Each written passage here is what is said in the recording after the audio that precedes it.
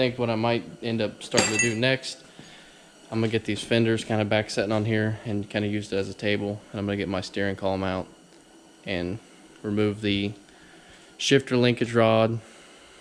And I think I'll leave the actual gear piece itself attached because it fits with the dash and everything. I'll just cut it and either pin it in place or tack it so it doesn't move anymore. But I got to remove the gearbox set off of it because it was originally a full steering column down to a gearbox that bolted to the end of the frame rail, and it was one complete piece, no U-joints, nothing like that. So now I'm just going to start working on the steering column and get it cut off air, removed, see if it'll come off.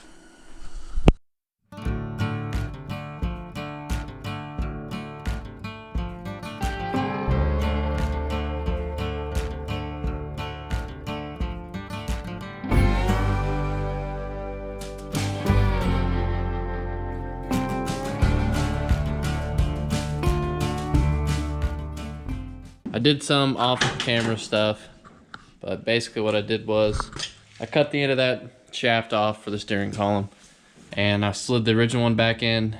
And I don't know if you've seen pictures of it, I'll try to plug one in, but factory, the steering column was at like a much steeper angle. It actually came through the floor in between the pedals so the gearbox could mount to the inner frame rail up in the front.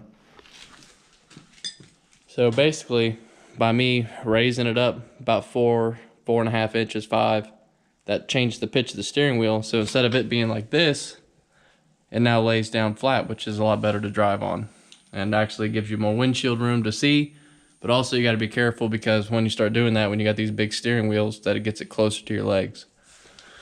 So basically, I try to keep it, somewhere in the happy medium. It's a little bit farther in than what it actually was originally. It's also lower now, but basically what I got going on is I had some of these leftover universal joints from building the last few cars, and basically this is what I got. So it just goes from the I think it's 27 or for whatever Mustang II is, I forget now, but to a 3/4 double D, and this shaft here is 3/4 as well. And the last one I actually used a throwout bearing on, but I actually had this old pulley laying around. It's actually the right size, and it'll slide right over that shaft. And it actually is really close to going in to the factory column. Now, I might have to shave off a little bit of this pulley, waller it out a little bit, but I think I can get it to go. So this will be my nice centering piece. Goes up inside the steering column. That's my next plan, is to try to go ahead. I'll mark this. I'll probably mark it somewhere back here because I can leave me with a little bit extra steering just in case I need to shorten it to get it around something, because I know my motor mount, I guarantee you it's going to end up being freaking right here, but my motor mount I bought was extra wide. So hopefully I can get it to at least go somewhere on this side of the shaft and maybe on this side of the shaft. I thought about bringing it all the way down here as far as I could and get it close to the frame, but then it just kind of makes me worried about clearance. So I think I'm gonna go somewhere in there and we'll see how it works out.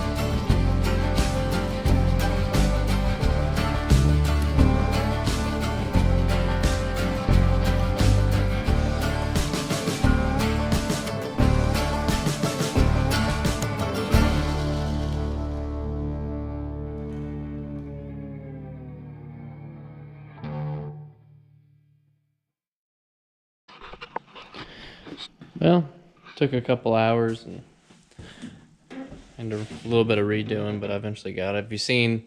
I already had the steering column in there, and I tapped that piece in there. What I should have done was slide the whole steering column shaft through to help align it. That's what I didn't do. So this was a little bit skewed. It was a little bit out. Made that steering shaft too hard to go in since it was such a tight clearance with that piece that I welded in. So I ended up just cutting the tube again, getting it on there square, and then tacking it back on, which wasn't ideal. But hey, you live and you learn. So, but it's a nice angle. It's pretty much a straight shot in the steering box. And this is a used steering box that I got with the front end, and it is very tight. So I'm pretty happy with that as well. But it turned out pretty good. Steering column might be a hair low, but I might run a smaller wheel too. I don't know if I'm going to use the factory one or not. A little bit smaller one would be perfect. I'm not even sure what size that guy is, but nor do I have my tape measure anywhere. But yeah, overall, I'm pretty happy with the way everything turned out tonight. I think I got done what I wanted to get done. So far, I'm happy with everything and the way it's turning out. But continue next week for another episode of Andrew's Garage. Thanks for watching. Don't forget to like and subscribe.